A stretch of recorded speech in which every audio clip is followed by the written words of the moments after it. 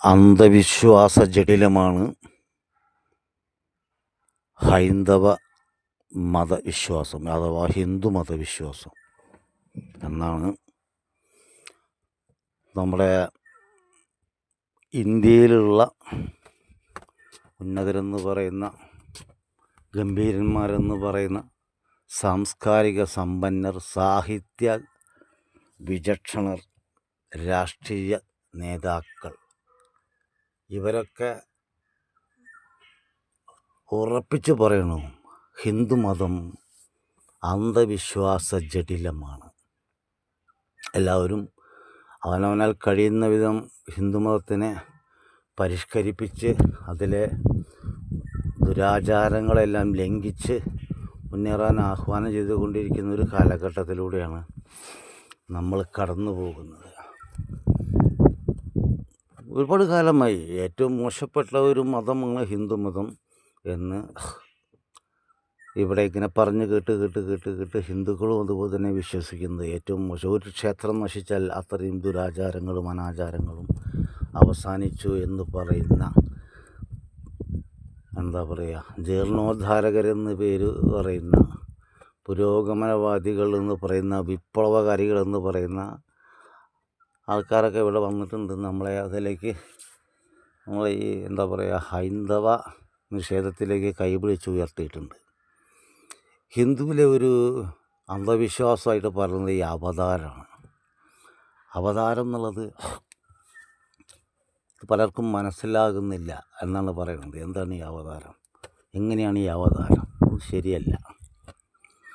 മനനം ചെയ്യാൻ കഴിയുന്നവനാണ് മനുഷ്യൻ. മനനം ചെയ്യാൻ നിങ്ങൾക്ക് കഴിയുന്നില്ലെങ്കിൽ നിങ്ങൾ മനുഷ്യരൂപമുള്ളൊരു മൃഗമാണ്. മനനം ചെയ്ത് നോക്കൂ. അപ്പോൾ അവതാരത്തിൻ്റെ വിശേഷം അറിയാം. നെല്ല്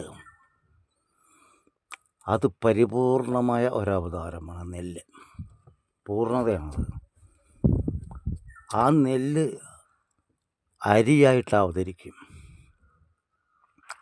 ആ അരി കഞ്ഞിയായി, ചോറായി, ഇഡ്ഡലിയായി, ദോശയായി, ഉപ്പുമാവായി, പായസമായി, അങ്ങനെ പുട്ടായി, അല്ലേ, എന്തൊക്കെയായിട്ടാണ് ഇത് അവതരിക്കുന്നത്.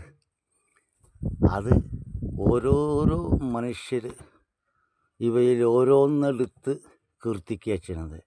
അധ്യക്ഷരായി ഇവയിൽ ഓരോന്നെടുത്ത് ഉപരി കീർത്തിക്കുക. ഞാൻ പുട്ടിൻ്റെ ആരാധനാണെങ്കിൽ ഞാൻ പുട്ടിനെ അങ്ങനെ ആരാധിക്കും, പുട്ടിൻ്റെ മഹാത്മ്യങ്ങൾ വിളിച്ചു പറയുന്നു. ഇഡ്ഡലി ആരാധകൻ ഇഡ്ഡലിയുടെ മഹാത്മ്യം, ചോറുകാരൻ ചോറിൻ്റെ, പൊടിയേരിക്കഞ്ഞിക്കാരൻ പൊടിയേരിക്കഞ്ഞിയുടെ, ഇങ്ങനെ ഓരോരോ അവതാരങ്ങളുടെ അപദാനങ്ങൾ വാഴ്ത്തുന്ന ഒരു ലോകം. ഇത് നിങ്ങൾക്ക് മനസ്സിലാകുന്നുണ്ടോ? ഇങ്ങനെയുണ്ടോ? അങ്ങനെ സംഭവിക്കാറുണ്ടോ? പൊടിയേരിക്കഞ്ഞിയുടെ അഡീഷണൽ പെട്ടവൻ പറയും പൊടിയേരിക്കഞ്ഞി കടുമാങ്ങി അത്ര സ്വാദിഷ്ടമായിട്ടുള്ളൊരു വിഭവം ഭൂമിയിൽ വേറില്ല. കൂടെ ഇഡ്ഡലിക്കാരൻ പറയുകയാണ് ഇഡ്ഡലിയുടെ അത്ര ചട്നി ഇഡ്ഡലി, അതിങ്ങനെ നല്ല പൂ പോലത്തെ ഇഡ്ഡലി നല്ല ചട്നിയിൽ ഇങ്ങനെ തിന്നാൽ എന്ത് കടുമാങ്ങായി, എന്ത് പൊടിയരി, തനിക്ക് വിവരമില്ല. പിന്നെ പുട്ടുകാരൻ പറയും പുട്ടും പപ്പടവും, പുട്ടും കടലയും, പുട്ടും പഴവും കഴിച്ചു നോക്കണം. കഴിക്കാതെ നിങ്ങൾ ഈ ബോഷ്ക്ക്, നിങ്ങൾ ഈ നശിച്ച വിഭവങ്ങളിലേക്ക് 100 ഇരട്ടി സ്വാദാണ്. എന്നിട്ട് ഇവർ തമ്മിൽ തല്ലുകയാണ്.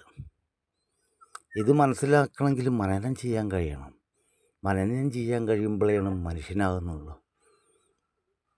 എല്ലാ അവതാര പുരുഷന്മാരും സംസാരിച്ചത് മനുഷ്യരോടാണ്.